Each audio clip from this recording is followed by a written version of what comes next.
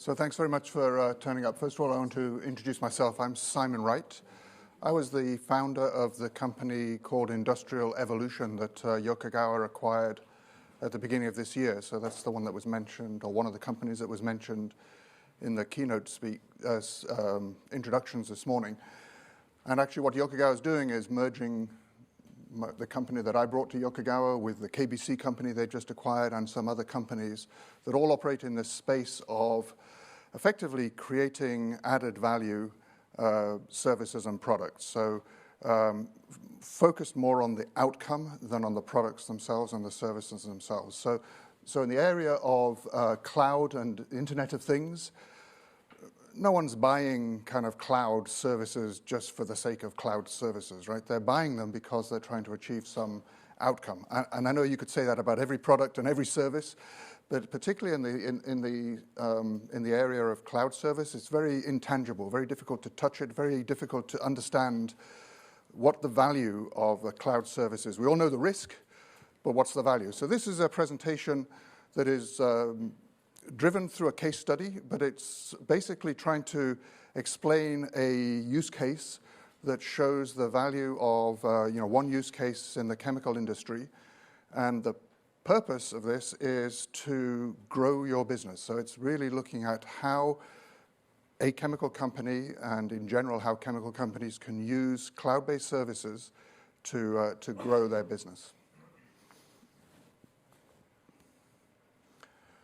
So we've all heard of the Internet of Things and a lot of discussion about that today. We saw the washing machine, and there are many, many cases of kind of very cool applications of the Internet of Things. And the characteristic of the Internet of Things is lots of measurements, lots of sources of data, and we want to receive those sources of data, and we typically want to interact with them through a cell phone or through some sort of web browser.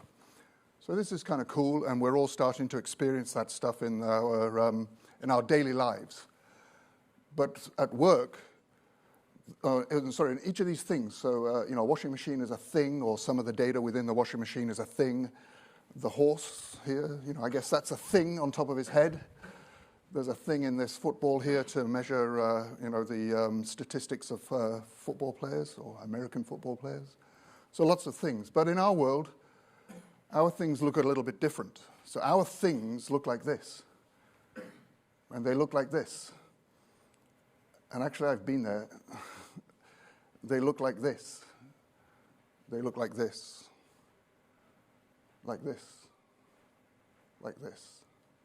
So the question really is, if we want to get access to the data that's in those things, we have a lot more problems than getting data from a washing machine. We have a lot more risk getting data from these things than getting data from washing machines. But we have a potential to make a lot more money than being able to operate our washing machine from our desk at work or from the bar at night. And some of the applications that are requiring companies like yourselves to want access to data from a plant as the changing business models. So the story I'm going to tell you is really about accessing data not from your plant, but from your customer's plant. So if you make a chemical product, you sell that to your customer, then you can increase your business if you get to know more about your customer's use of that product. And there are many, many other types of collaborative business models. So the first one, and the one I'm going to emphasize here, is supplier-customer. You potentially as manufacturers are supplying product to another customer, maybe a car dashboard maker, maybe a pulp and paper mill that consumes your water treatment chemicals. But there are many other collaborative business models. There are operator advisors. There are third parties who can bring capabilities. KBC is one of those. They have consultants. Those consultants have expertise. They need to view a plant operation to be able to provide that expertise. There are joint ventures. In a joint venture, one party operates. The other party may have $1 billion invested in that joint venture, but has no visibility of that operation, but wants that visibility. There are owner contract operators, tolling type of operations. And then in power in particular, there are wholesaler, reseller, retailer kind of relationships. There are people manufacturing power, selling to the utility, and then the utility sells to us as consumers. All of these are collaborative business models. All of them need data, but at least one half of that relationship doesn't have access to the data because it's not their plant. So first of all, let's describe the data that we deal with, different from the washing machine, different from the racehorse, right? The data that we deal with is global in nature. It's proprietary, quite often proprietary, almost always proprietary, quite often firewalled. It's actually typically in a historian or a DCS, tucked behind at least one level of firewall, potentially more than that. And we love to think about standards, but actually there's a whole world of sources of data. Data can come on bits of paper, handwritten, typed, can come in Excel files and reports, PDF files, smart devices, dumb devices, tablets, cell phones, PLCs, control systems, SCADA systems, historians, and data warehouses, and more. That list can go on and on. There's lots of data that we deal with. And it's communicated in many ways. So this is a world really where standards are being created. This is the organization that cares about that. But it's a world where there's a lot of legacy stuff, and there's a lot of things that we need that actually don't come from our world. They come from the kind of more like the IT world. So communication methods, there's cell phones, analog phones, satellite networks, fiber networks, radio, Wi-Fi, internet, text messages, instant messages, all sorts of ways of getting the data, and all sorts of formats in which that data comes. So that's the world that we deal with when we want data. It's a little bit more complex than the washing machine story. So the industrial Internet of Things problem statement is, how do I get the data from companies that generate it to the companies that need it and value it? So that's the case study we're going to go through. And obviously we have a solution in this area, so I'll come to the solution now. So in your mind, you've got a kind of a clear picture of what we're doing. But I'm going to be telling you a story about our client, who is a water treatment chemical supplier. They are called Solenis. That's the old Ashland Chemicals, or one of the groups that got spun off. They make water treatment chemicals for anti-fouling, anti-corrosion, and many other purposes. And they have thousands of customers all around the world. So a customer could be a paper mill, could be a hospital running an incinerator, could be a power plant running a cooling tower, could be an oil refinery, could be a chemical plant. And their thousands of customers all have data that Solenis wants to see. And that data is in all of those different formats and all of those different systems in lots of places around the world and available through lots of communication channels. Solenis makes chemicals and wants to help its customers. Solenis does not want to deal with all of this stuff. They want to deal with that relationship, the relationship between themselves and their customer. So if we bear in mind kind of the solution, let's just go through the case study. So Solenis is an expert in water treatment technology. They've been around almost as long as Yokogawa, 94 years in business, probably longer than that now, 95 years. They have state-of-the-art chemistry. They have a very good reputation for innovation in their market space. They have a large and very capable frontline service team. The problem is those people can only deliver service if they go visit their customers, and their customers are everywhere. So very expensive to keep and maintain that service team. And they serve the industries that we operate in. So they serve chemical industry, but also pulp, paper, oil and gas, power, and some other markets. The market they face in is probably very similar to you. Right? This is the water treatment market, but I could almost guarantee that this reflects your market. It's big, but there are many suppliers. There are 50 companies supplying 70% of that market. So the big guys is Dow, GE, Nalco, which is now owned by Ecolab, Oxy, and, well, was Ashland when we first did this. They're now called Solenis. And they face a world in which their customers are driving commoditization. Their customers are saying, hey, your product's just the same as your product. I'm going to buy the cheapest. That's the pressure that they face. I think that sounds familiar to probably everybody in this room. They are trying to differentiate based on innovation, based on service. They've patented some special measurement devices for corrosion and fouling, but so have other people. And their large and technically savvy service organization does differentiate them, but the other guys also have large and capable service organizations. So they were trying to think outside the box on how to retain their existing customers and how to win new customers and how to defeat competition. What do they do to achieve that? So they put in place a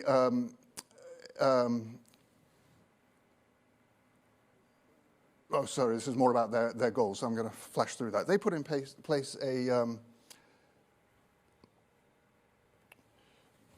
a program to remotely provide real-time technical service. They wanted to remotely monitor their customers so their service engineers could actually do that remotely and then focus in on those particular customers who had the biggest problems or the biggest opportunities, the biggest problems to be solved, the biggest opportunities to be served. So they had a big program, and the one that we engaged in was this remote performance and device monitoring program. And the idea was to provide visibility to the performance of their product in their customer's operation. If they're selling antifoulant, they want to measure the fouling that's actually happening and help their customer reduce that.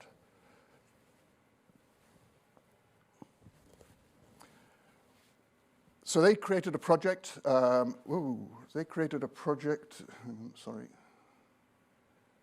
There we go. Called Web Technician. That's the solution, the service that we provide. And like all projects, it went through some sort of functional assessment and functional detail specification, and then went into a vendor selection process. The requirements they had included some of these. They wanted a scalable platform and support structure. They wanted to be able to have a platform that would scale as their customers started to adopt it and as technology changes.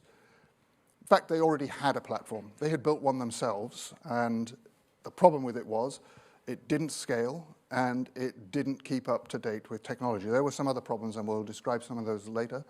But that platform had to be secure, and it had to integrate with their Salesforce and their SAP systems. The reason it had to integrate with those is because this is all about their customer, and a lot of the information they hold about their customer is in other systems.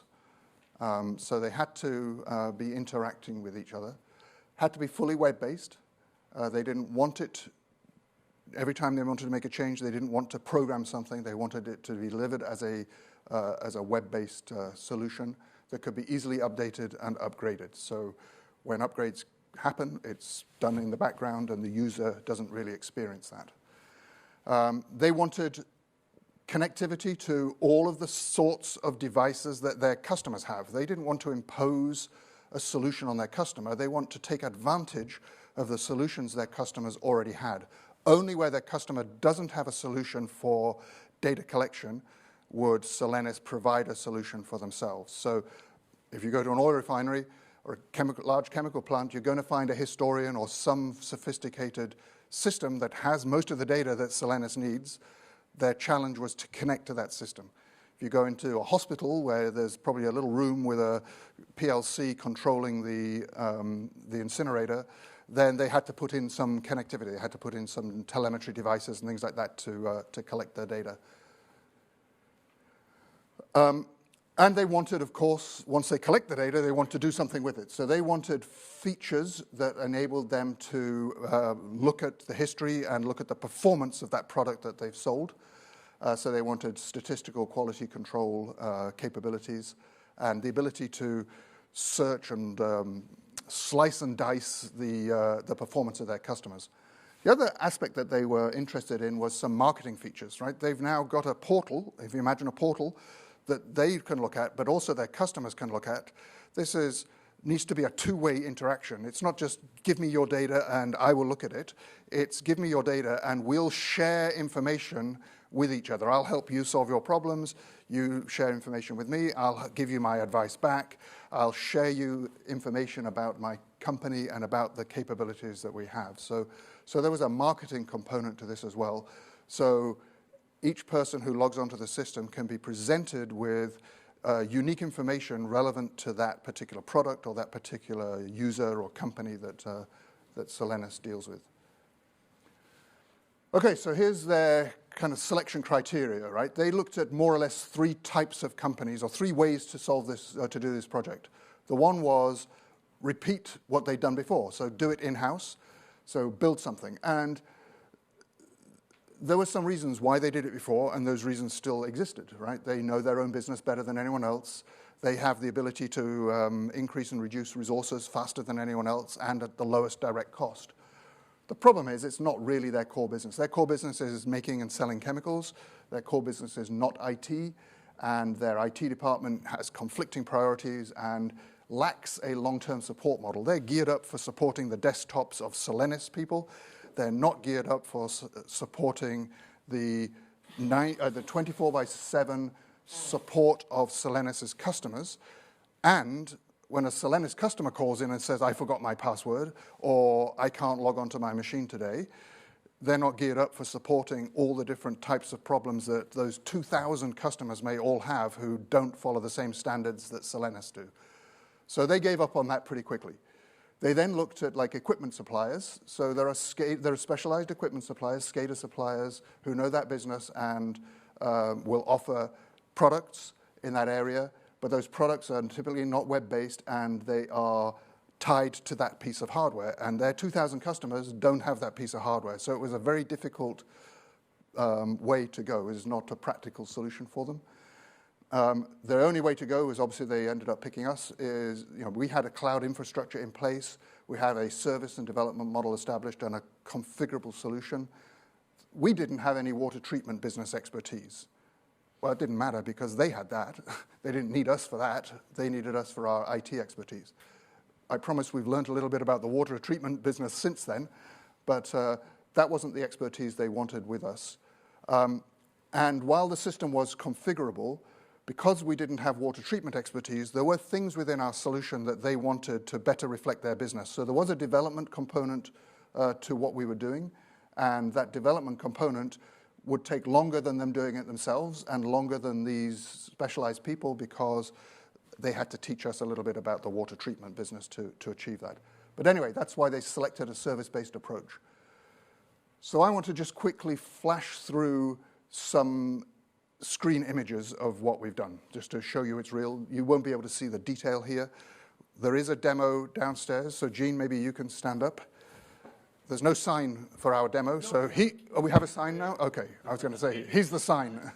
So Gene has a demo in the exhibit hall downstairs and is happy to sort of go through this in detail for anyone who wants to see it. But anyway, so this is right away, this is the home page, right? So right away, this is configured for them. This is how Solenis presents it. If you're a different company, and I've got another one from a different company coming up soon, it will look completely differently. And then as soon as you've logged in, as soon as it knows who you are, it then presents you your homepage. So this homepage can look completely different for every single user in the system. And just to give you an example of kind of what's here, so this part of the screen is really a marketing message or information from Solenis to their user. But as I say, it can be dynamic, can contain all sorts of information, can change over time, and Solenis can update this. We don't have to be the people updating this.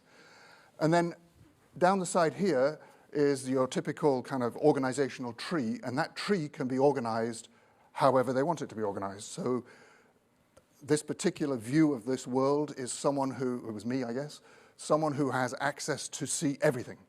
So I can see 2,000 sites, and therefore I probably want to order it by customer, but sometimes I want to order it by geography. Sometimes I want to order it by type of equipment. So I want to see all the cooling towers. I want to see all of the yellow metal furnaces. There's lots of different ways that I might want to organize my view of the information. And you think about it, this is really someone in Solenis being able to see 2,000 of the process units that consume their product. 2,000, that's a large number. Okay, and then each branch of that tree cascades into dashboards. And they can create their own dashboards. We, as a project, typically create the first few, and then they just go create as many as they want and assign all the privileges. So it's a service that they manage. So now they're not doing the IT management, they're doing the business management. So they're deciding which of my salespeople can see which customer. They're deciding which of my customers can see what information that Solenis wants to share with them. They're managing all of that information. So it consists of many, many dashboards, trends, statistical data, and right down to individual process measurements. And then there's a reporting capability. So the reporting capability, this is the typical report that a water treatment company would share with its customer. They can generate that thing automatically. It can be done on demand. It can be done on schedule. It can be automatically emailed out to the customer or to the sales support person within Solenis. And it can be done by exception.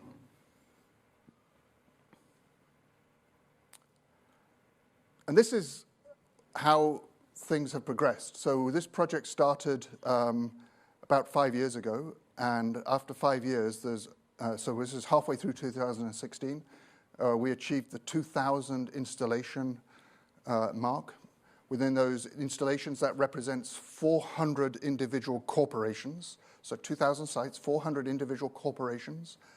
And there are 2,000 individual users logged into this system. And we're typically getting 45,000 hits a month on this website.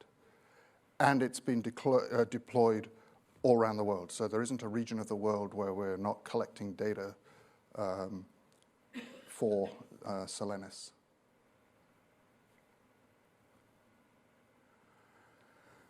A couple of their stories. So this is taken directly from their reports. So two things that they've achieved with this system. So one is, well, they had two objectives at the beginning. One is to retain customers. One is to gain new customers. So here's a story where they retained a customer. So they defended against a competitive threat. And they did it because, I think at the bottom there, the customer, what does it say here? Right, the customer, here's the key one. The customer expressed that they have greater confidence in our client's ability to control and keep their product within specifications since the online monitoring program was implemented. Ashland is there making sure that when this customer, paperboard manufacturer, buys product from, sorry, I call them Ashland, Solenis, when they buy product from Solenis, that they are going to get the performance that they asked for. So that when the next guy comes and says, buy my product instead, they have confidence in the claims made by Solenis, and they lack confidence in the claims made by their competitor. And then they won business. So they actually used it to win business against competitors. So this is there's two projects here. One is where a site where they were not the incumbent. They weren't already supplying to that site. So by using this, they managed to kind of get their foot in the door on one of those sites. And then the second example is where they were already on a site and they were chosen as the preferred supplier for all the plant locations because they were able to provide a level of service that none of the other competitors were able to supply. And these are their lessons learned, right? So right at the beginning, I said one of their objectives was to monitor the devices and the data. That was an initial objective. One of the lessons they learned is really that was never an objective. The objective is not to manage the device installed on the customer site. The objective is to manage the performance of the chemical they sold to the customer. That's a lesson learned. I think to us it was kind of obvious at the beginning, but they believe that now. The phase of deciding what they need and specifying it properly was, as you can imagine, very important. But the key learning is really that the differentiation and efficiency create value. So I talked the examples of differentiation. Differentiation retained business and won new business, but they also gained efficiency in their own organization.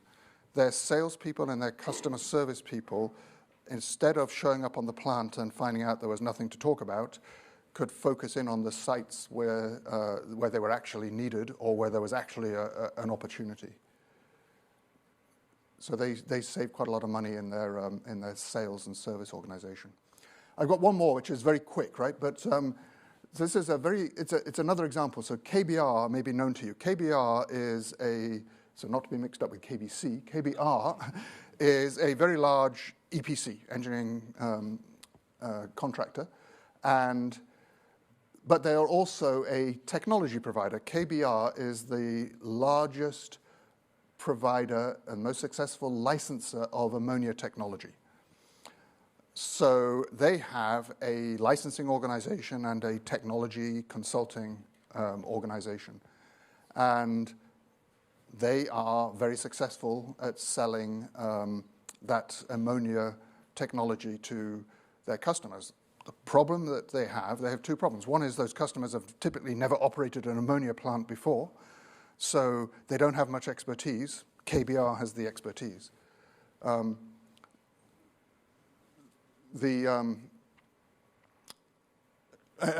they've been around about 115 years as well. They've been a long time player in this business. The other problem that a licenser has is once they sold a license and go away, they don't see that customer for another 15 or 20 years when it's time to change the technology or to build a new plant, right? So they lack a means of continuous engagement with their customer post-license. So they had really two objectives. One was to help the customer who's just bought the license get best value for that license. Secondly, to retain that customer and retain the engagement with that customer throughout the life of that plant, not just as a one-off project at the beginning. They also have, they have warranty obligations as well. So they want to be able to monitor, and to an extent, they want to be able to police the warranty obligations that they have. So they've created a solution. They call it Ammonia Insight. Ammonia Insight is their brand name for our data as a service solution, which we call Web Technician. Right? So we sell a service called Web Technician. They white label it as Ammonia Insight, and they sell that service to their customers. So this looks just the same as the other one. It's tipped on its nose, but it's the same drawing as we had before. KBR, down the bottom here, wants to be able to see the operation of its ammonia licensees. In fact, KBR uses some simulation applications. They're not just collecting data and doing statistics and raw data analysis. They actually run some rigorous analyzers of that ammonia operation and are doing kind of what if and optimization cases. So they have a very technical solution in order to help these operators operate the ammonia plants to the best of their ability. And I'm going to flash through a few more slides, and I think if you ignore the colors and the pictures, it's going to look the same as the other one, right? So this is how KBR presents Ammonia Insight to its customers. Actually, I think Solenis, they call their solution OnGuard Online, OGOL, OnGuard Online. So they present it just like this, and up the top there it says OnGuard Online. And as you see, it presents some marketing case at the beginning, and I guess I didn't go into the login page on this one. But then they start to see dashboards, and now the dashboards look different because they made them look different, right? All of these are configured through objects. They can just drag these Spark trends. They can drag tables of data. They can drag all sorts of trends and objects into that dashboard.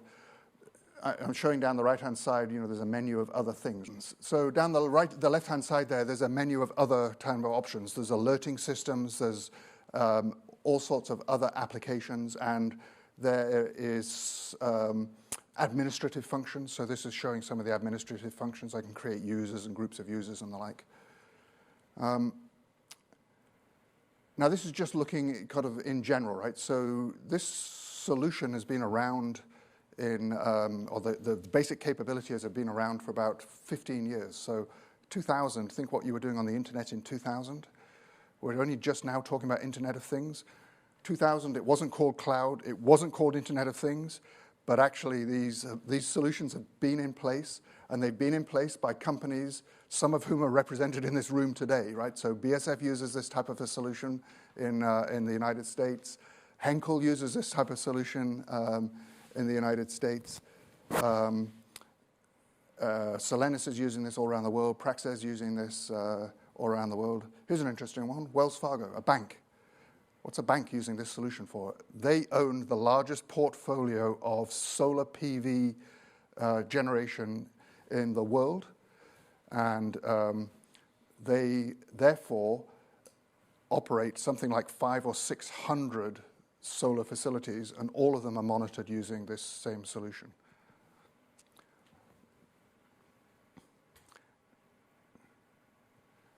And then a project can be really, really simple or can take a long time, right? So they're really simple. They can take as little as 5 weeks if the site that we're connecting to has a good infrastructure and the security has already been approved. So typically, second time we do something takes no time at all. First time we do something, really it takes no time, but sometimes the security approvals and reviews and audits that we have to go through can take quite some time. And perhaps if we are the company that is building the dashboards, then there's a kind of a project in there to build dashboards. But if the customer is building the dashboards themselves, then from our point of view, it doesn't take long. And the only difference between those two projects is, do we build the dashboard or does the customer build the dashboard? And is the security review, a long period of time, or is it a short period of time? That's the only difference between a long project and a short project. Most of our projects, because our customer base is so large, most of our projects are in this category at the top, 5 weeks, unless we're commissioned to do the portal development as well. And like all good collaborations, there's benefits to both parties. So the receiver of the data, depends why they want to receive it, but the types of benefits they get is operational improvement. So they can look at things as a fleet. Ashland or Solenis can look at all of the cooling towers they deal with as a fleet. Joint venture operations can look at all of the things they own, not just all of the things they operate. If I look down at the sender of the data, then the sender of the data also benefits, and again, depends on what why they're doing this, what their use case is. But the benefits, are in the categories of cost effectiveness and better support and operational improvement. So that's the presentation. There is a demonstration downstairs if anyone wants to see that, but I'm willing to take any questions. Anyone got any questions at this stage?